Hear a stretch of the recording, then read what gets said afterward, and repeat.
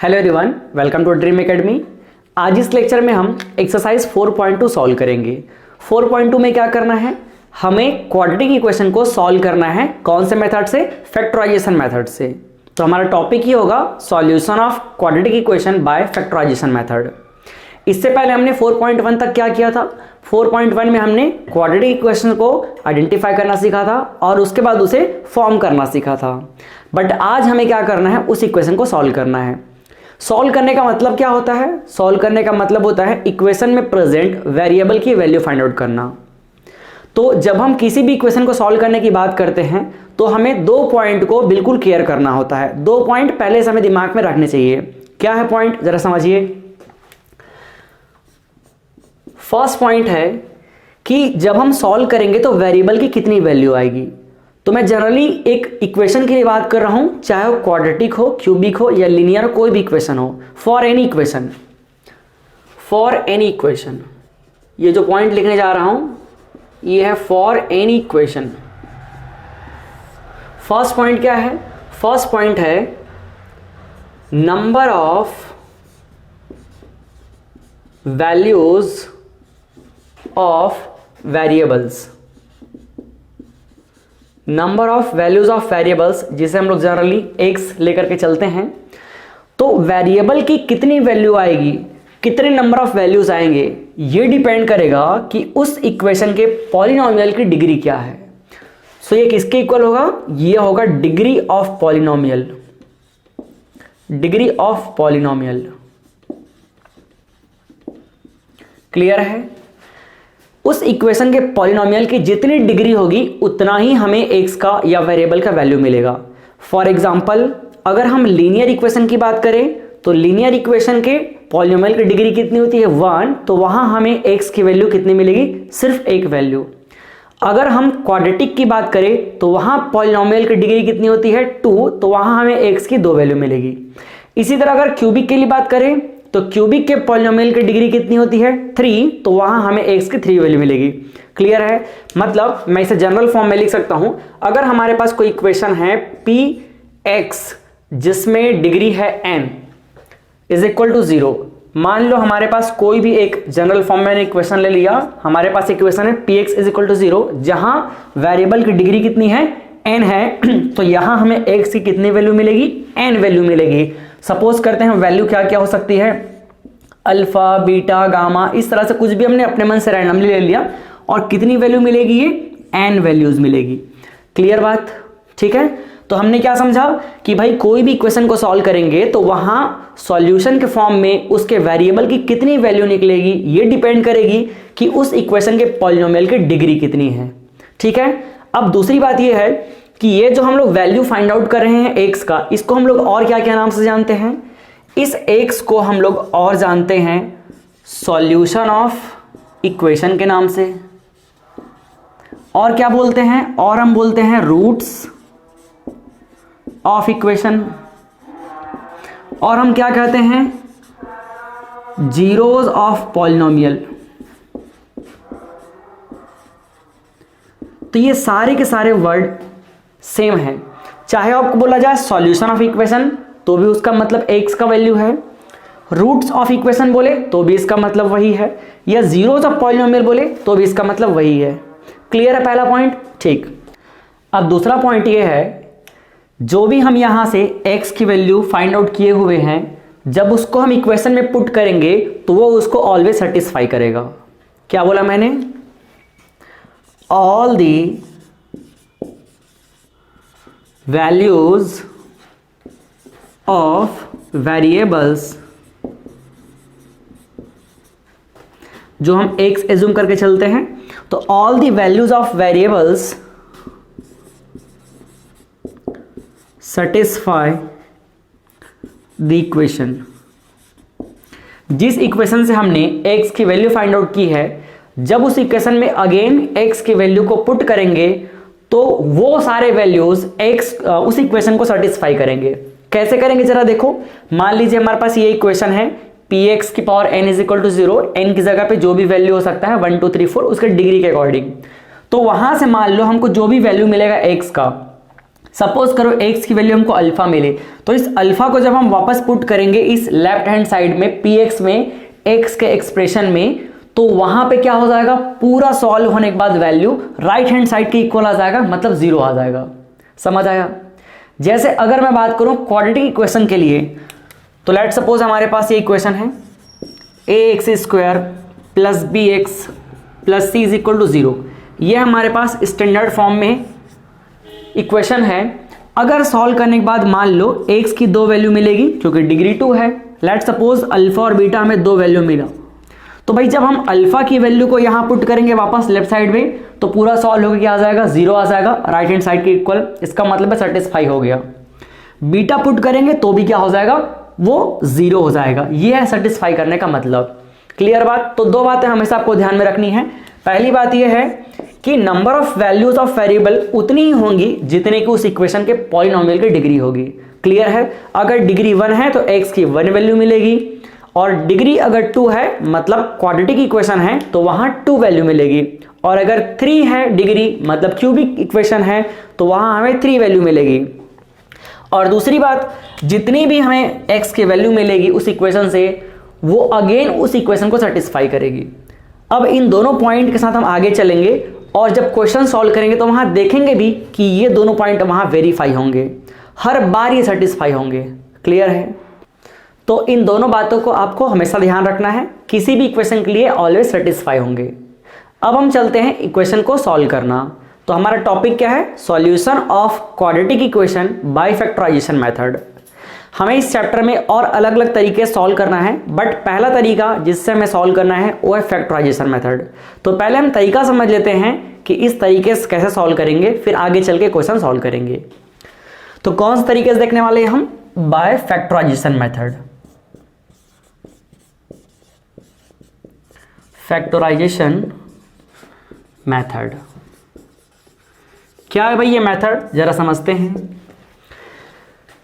चलो इसके लिए हम ले लेते हैं हमारा standard form of equation ax² plus bx plus c is equal to 0।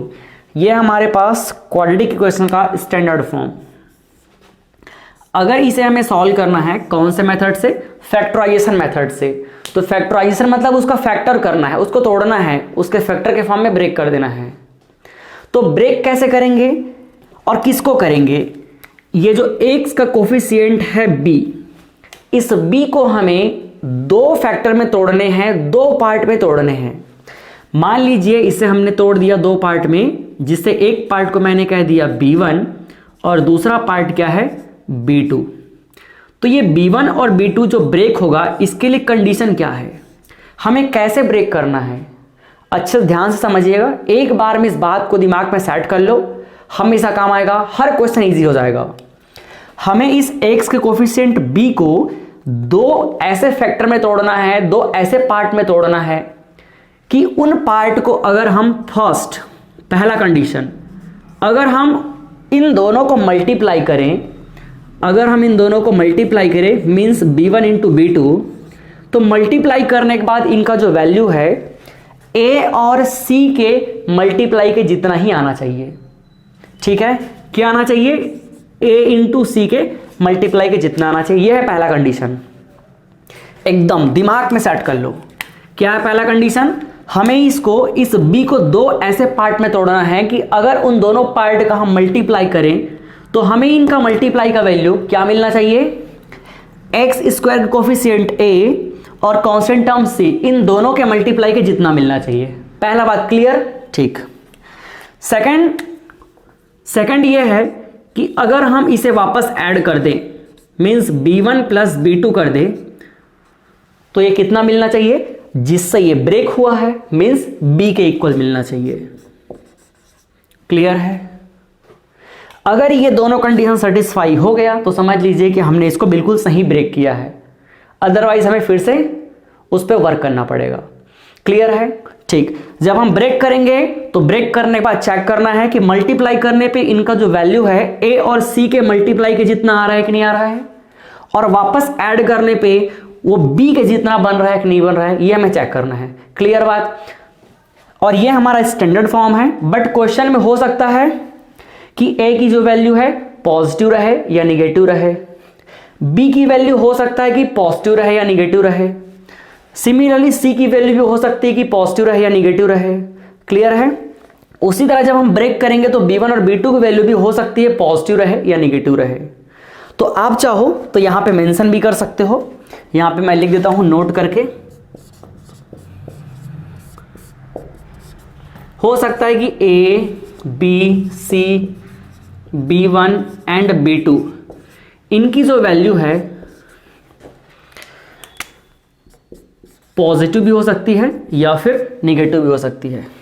Clear बात? तो भाई इसको आपको एकदम दिमाग में अच्छे से रखना है। जो मेथड है इसको तो मैं अलग से यहाँ पे चलो बॉक्स में पैक कर देता हूँ ताकि किस तरह से यहाँ पर कंफ्यूजन ना हो। ये हमारा मेथड क्लियर है।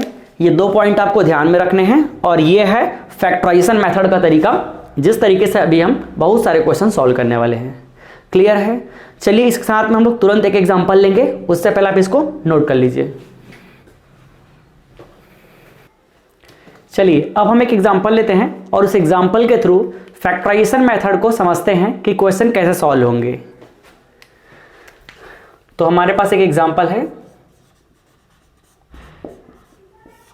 है, x square minus 5x plus 6 equal to 0।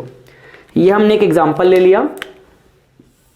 इस एग्जांपल को भी हम फैक्टराइजेशन मेथड से सॉल्व करेंगे और देखेंगे कि यहां से x के 2 वैल्यू हमको मिलेंगे, क्योंकि इसकी डिग्री कितनी है 2, और उसके बाद जो x की वैल्यू मिलेगी उसको अगेन चेक करेंगे कि ये इक्वेशन कैसे सेटिस्फाई होगा उस वैल्यू से। ठीक है? तो हमें दोनों पॉइंट जो हमने पहले लिखे हुए हैं उसको भी यहां पे वेरीफाई करना है। चलिए सॉल्व करना स्टार्ट करते हैं। पहले इसको कंपेयर करते हैं हम स्टैंडर्ड फॉर्म से, x square plus b x plus c equal to 0। Compare करने पे देखिए हमें ए की वैल्यू क्या मिल रही है, एक्स स्क्वायर का कोफिशिएंट यहां पे कितना है 1, तो ए इज इक्वल टू हमें मिल गया 1। बी की वैल्यू कितनी है देखिए, एक्स का कोफिशिएंट यहां पे है -5 और सी की वैल्यू कितनी है 6।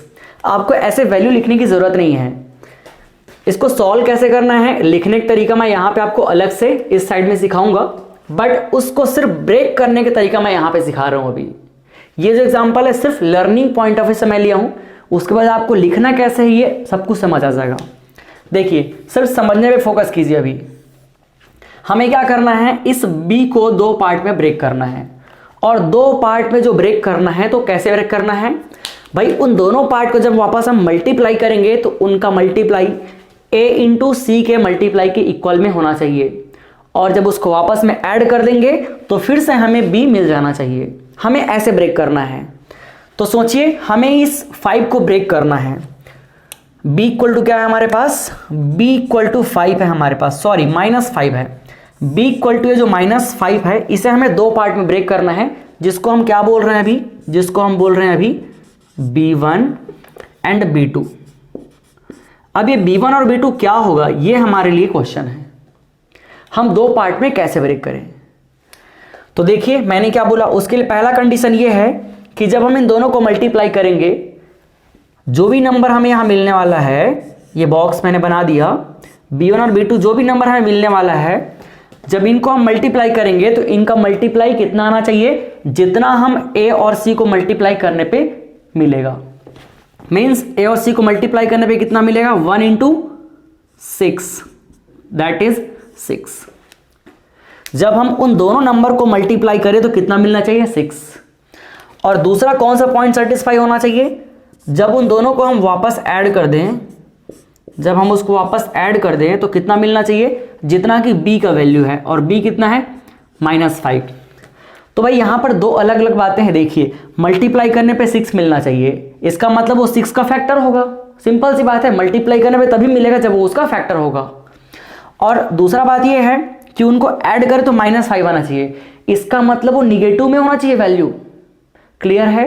तो मल्टीप्लाई करने पे वैल्यू पॉजिटिव आना चाहिए और ऐड करने पे वैल्यू निगेटिव आना चाहिए। तो ये तभी पॉसिबल है जब दोनों के दोनों वैल्यू क्या होगा, निगेटिव होगा।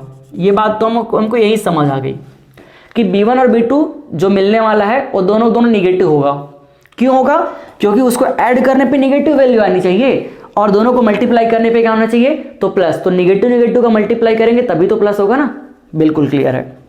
अब सोचिए 5 कैसे आएगा? तो इसका मल्टीपल मैं यहां पे देख पा रहा हूं एकदम आसानी से, 2 × 3। समझ आया? बिल्कुल। अब बस, और 2 और 3 को हम ऐड करेंगे तो 5 भी मिलेगा, तो हम साइन क्या लेंगे? यहां पे -2 और ये हो गया -3। क्लियर? अब यहां पे मेरे को यही कैसे दिमाग में आया, ये सोचने वाली बात है। तो भाई अगर आप पहले इनिशियल फेज में हो तो आप एक काम कर सकते हो, यहां पे क्या काम कर सकते हो, जो भी यहां पर मल्टीप्लाई में हमको वैल्यू मिलनी है उसी का फैक्टर चाहिए ना, तो आप 6 का क्या कर लो, 6 का फैक्टर निकाल लो एलसीएम करके। तो यहां पर देखिए क्या निकलेगा, 2 3 जा 6 और यहां पे 3 1 जा, तो 2 और 3 क्या मिल गया? इसका फैक्टर मिल गया। तो यहां से हमको समझ आ गया कि ये जो 6 है, चलो अच्छे से लिखता हूं यहां पे, ये जो 6 है इसको हम 2 पार्ट में ब्रेक करेंगे, और 2 पार्ट कौन सा होगा? अब यहां पे लिखने की जरूरत नहीं है, ये 2 पार्ट कौन होगा? 2 और 3। तो ये 2 पार्ट क्या हो गया? 2 और 3। लेकिन ये भी सेटिस्फाई होना चाहिए नेगेटिव वैल्यू, तो इसका मतलब ये है कि ये माइनस में होना चाहिए। क्लियर बात? तो हमने कैसे निकाला, दोनों पार्ट समझ आया? ये मिल गया b1 का वैल्यू -2 और b2 को मिल गया -3। तो इतना जो मैंने भी डिटेल में समझाया है, ये आपका माइंड इतना जल्दी काम करेगा 2-4 क्वेश्चन सॉल्व करने के बाद कि आप सिर्फ इसको देख करके सॉल्व कर लेंगे कि भाई हाँ, यहां पर ये -5 है, इसको मेरे को 2 पार्ट में ब्रेक करना है, और ब्रेक करूंगा तो वापस -5 मिल जाए, और जब उसको मैं मल्टीप्लाई करूं तो 1 × 6 मतलब 6 मिले। तो मल्टीप्लाई करने में पॉजिटिव वैल्यू मिलना चाहिए, और इसको मैं वापस ऐड करूं तो मेरे को -5 मिल जाए। तो -5 है, ऐड करने पे माइनस वैल्यू, और यहां पर मल्टीप्लाई करने पे प्लस वैल्यू। तो आपका दिमाग काम करेगा कि दोनों पार्ट तो निगेटिव होगा, क्योंकि निगेटिव नेगेटिव को ऐड करेंगे तो ऐड करने के बाद वैल्यू क्या होगा? नेगेटिव होगा। लेकिन निगेटिव नेगेटिव को मल्टीप्लाई करेंगे तो मल्टीप्लाई वैल्यू प्लस आएगा। समझ आया? तो हम देख के समझ जाएंगे। 5 है तो 5 को हम कैसे ब्रेक करेंगे कि मल्टीप्लाई 6 आ जाए, तो ऑब्वियस सी बात है 2 3 जा 6। क्लियर है? और 2 और 3 तो -2 और -3 को हम वापस ऐड करेंगे तो -5 मिल जाएगा, और मल्टीप्लाई करेंगे तो 6 मिल जाएगा। ऐसे आपका दिमाग बहुत जल्दी काम करेगा। तो मैंने यहाँ पर फर्स्ट टाइम है तो समझाने के लिए काफ़ी डिटेल में समझाया। हम आप फैक्टर निकाल के भी कर सकते हैं, बट आपका माइंड जल्दी जल्दी अच्छे से और काम करेगा। थोड़ा सा टाइम दो, क्वेश्चन को इसी वे में सोचो। जब आप इस वे में सोचोगे तो जल्दी से हो जाएगा। अब आइए इस एग्जाम्पल को वापस मैं यहाँ पे रखता हूँ और सॉल्व करने का तरीका देखते हैं। तो ये हमारे पास है क्वेश्चन, x² - 5x + 6 = 0। तो अभी हमने इस -5 को 2 पार्ट में ब्रेक किया, पहला है -2 और दूसरा है -3। तो ब्रेक कर लेते हैं। देखिए ये हो जाएगा x² और ये हो जाएगा -2, तो x भी साथ में है तो ये हो जाएगा -2x, फिर -3 है दूसरा पार्ट तो -3x + 6 = 0। ये हमने ब्रेक कर लिया। क्लियर है? -2 तो -2x हो गया, और -3 तो -3x हो गया। अब हमें क्या करना है, यहां से पेयरिंग कर लेना है। यहां से देखिए इन दोनों टर्म में कुछ कॉमन है, यहां इन दोनों टर्म में कुछ कॉमन है, जो कॉमन है उसे बाहर निकाल लेंगे। यहां देखिए x² है और यहां x है, तो दोनों में x कॉमन है, x बाहर निकाल लेते हैं। तो ये x मैंने कॉमन कर लिया, तो यहां पे क्या बच जाएगा, यहां x बच जाएगा, और यहां माइनस के साथ में 2 बच जाएगा। क्लियर है? अब देखिए इन दोनों टर्म में भी कुछ कॉमन है। क्या कॉमन है? यहां पे भाई कॉमन है 3 कॉमन है दोनों में, क्योंकि भी 3 का मल्टीपल ये है, 3 2 जा 6। और ये माइनस साइन को भी कॉमन ले लेते हैं, तो माइनस साइन को मैंने कॉमन ले लिया और ये 3 कॉमन ले लिया। तो भाई माइनस कॉमन निकालने के बाद यहाँ क्या बचेगा, यहाँ पर पॉजिटिव फॉर्म में x बचेगा, और यहाँ से अगर मैं माइनस कॉमन ले लूंगा तो प्लस था, तो अब क्या बच जाएगा, ये माइनस। चेक कर लो, क्रॉस चेक, वापस माइनस जाएगा अंदर तो प्लस हो जाएगा ना। हाँ बिल्कुल करेक्ट। अब यहाँ से 3 भी कॉमन निकला तो 3 2 जा 6, तो 2 बचेगा यहाँ पे। क्लियर है? देखिए कोई डाउट तो नहीं है आपको। हमने क्या किया, हमने ये वाले पार्ट से और ये वाले पार्ट से कॉमन ले लिया। अब देखिए यहां पर, अब फिर से एक तो ये पार्ट और एक पूरा ये पार्ट, यहां पर क्या कॉमन दिख रहा है, x - 2, यहां x - 2, तो इसको फिर से कॉमन ले लेते हैं हम। तो जब फिर से कॉमन लेंगे तो देखिए x - 2 बाहर निकल जाएगा। ब्रैकेट में जो चीज है यहां पर x - 2, इस पूरे टर्म में देखिए, इस पूरे टर्म में और इस पूरे टर्म में क्या कॉमन है, x - 2। तो फिर अंदर क्या बच जाएगा, यहां बच जाएगा x और फिर माइनस का माइनस, और यहां क्या बच जाएगा 3 = 0। बस हो गया हमारा काम आसान। यहां पर भी इन दोनों के दोनों ब्रैकेट वाले टर्म 0 के इक्वल है, सीधी सी बात है। तो इसलिए आप इसको क्या लिख सकते हैं, इसलिए आप लिख सकते हैं x - 2 = 0 एंड आप इसको भी जीरो के इक्वेट कर सकते हैं, तो ये हो जाएगा x minus 3 is equal to 0। तो दोनों को हमने सेपरेट जीरो के इक्वल कर दिया, सॉरी ये ब्रैकेट यहां पे रहेगा। तो अब देखिए जब मैं इसको ब्रैकेट को वापस हटाऊंगा तो क्या हो जाएगा, ये ब्रैकेट हटा दो, इसकी जरूरत ही नहीं है, या फिर आप रखना चाहो तो रख सकते हो। चलो अब देखिए इसके बाद ब्रैकेट हटाइए तो क्या हो जाएगा, ये x minus 2 is equal to 0 and यहां पे क्या है x minus 3 is equal to 0। अब क्या करेंगे, हम x की वैल्यू चाहते हैं तो हम 2 को उधर ट्रांसफर कर देंगे, तो x इज इक्वल टू क्या मिल जाएगा हमको 2 पॉजिटिव फॉर्म में। ये मिल गई पहली वैल्यू x की, और यहां देखिए x is equal to transfer कीजिए 3, ये हमको मिल गई x की दो वैल्यू। क्या क्या वैल्यू मिली भाई, x की दो वैल्यू हमको मिली, पहली वैल्यू है 2 और दूसरी वैल्यू क्या है 3 है। तो हमने बोला था पहले ही कि जितना इसका डिग्री होगा उतना ही वैल्यू मिलेगा। देखिए दो वैल्यू मिल गई, पहली वैल्यू 2 दूसरी वैल्यू 3 है। इस तरह से हमने सॉल्व किया। क्या क्या हमने क्लियर है, हमने इस मिड टर्म को दो ऐसे पार्ट में तोड़ा कि उसको वापस ऐड करने पे मिड टर्म मिल जाए और उसको मल्टीप्लाई करने पे जो फर्स्ट टर्म और थर्ड टर्म मींस a और c का जो मल्टीप्लाई वैल्यू है वो मिल जाए। तो हमें यहां पे क्या मिला -2 और -3, उसमें ब्रेक कर दिया। ब्रेक करने के बाद देखिए हमने क्या किया, कॉमन लिया, फिर कॉमन लेने के बाद सेकंड टाइम में फिर से कॉमन लिया, और कॉमन लेने के बाद जो बच गया मल्टीपल के फॉर्म में, तो ये एक मल्टीपल वैल्यू ये एक मल्टीपल, दोनों जीरो के इक्वल है। तो हमने जीरो के इक्वेट करने के बाद क्या किया, उसको सॉल्व कर दिया और x की दो वैल्यू मिल गई। अब दूसरी बात यह है, देखिए पहली बात तो सेटिस्फाई हो गई कि जितना भी इस वेरिएबल का डिग्री होगा वेरिएबल का उतना ही वैल्यू मिलेगा। तो यहां डिग्री 2 था तो हमें 2 वैल्यू मिला। अब दूसरी बात यह है कि ये दोनों जो x की वैल्यू है ना, अगेन इस इक्वेशन को सेटिस्फाई करेगी। तो ये आप चेक कर लीजिए, देखिए। तो चलिए एक काम कर लीजिए, आप इसको पहले नोट कर लीजिए, फिर हम इसको चेक करते हैं, वेरीफाई करते हैं कि कैसे यहां पर ये दोनों वैल्यू इक्वेशन को सेटिस्फाई करेंगे। तो चलिए अब हम क्या करेंगे, हमें जो x की दो वैल्यू मिली है, देखते हैं ये इक्वेशन को कैसे सेटिस्फाई करेगी। हमारे पास x की दो वैल्यू है, x इज इक्वल टू 2 और 3। पहले बात करते हैं सेटिस्फाई करने का, x इज इक्वल टू 2 को। x इज इक्वल टू 2 हम क्या करेंगे, इस इक्वेशन में पुट करते हैं। देखिए पुट करते हैं, ये हो जाएगा 2 square minus 5 into 2 plus 6 equal to 0। हमें लेफ्ट साइड भी देखिएगा 0 मिल जाएगा। 2 स्क्वायर मीन्स 4 माइनस ये हो जाएगा 10 प्लस 6 इक्वल टू 0। देखिए 4 प्लस 6 10 हो गया और ये -10 0। तो देखिए 0 इक्वल टू 0 हो गया सेटिस्फाई। यही बात तो हमने पहले बोला था, क्लियर है। अब देखो सेकंड वैल्यू भी क्या करेगा, सेटिस्फाई करेगा। x इक्वल टू 3 पुट करके देखते हैं। x इक्वल टू 3 भी क्या करेंगे, इस इक्वेशन में पुट करते हैं। तो ये हो जाएगा 3 स्क्वायर माइनस 5 इंटू 3 प्लस कितना है 6 इक्वल टू 0। तो 3 स्क्वायर कितना हो जाएगा 9 और माइनस ये हो गया 15 plus 6 equal to 0। 9 plus 6 15 plus में और ये -15 क्या हो गया फिर से 0। क्लियर है। तो यहां से सेकंड जो हमारा स्टेटमेंट तो प्रूफ हो गया कि भाई जो भी इस इक्वेशन के सॉल्यूशन होंगे, रूट्स होंगे या पॉलिनोमियल के जीरो होंगे, वो उस इक्वेशन को जरूर सेटिस्फाई करेंगे, क्योंकि वहीं से तो वैल्यू आई हुई है। क्लियर है। तो हमने अभी इस एग्जांपल के थ्रू समझा कि फैक्टराइजेशन मेथड से कैसे सॉल्व करेंगे। अब हम 4.2 एक्सरसाइज और उसके एग्जांपल के सारे क्वेश्चन सॉल्व करेंगे। तो चलिए इसको नोट कर लीजिए, फिर हम चलते हैं एक्सरसाइज की तरफ।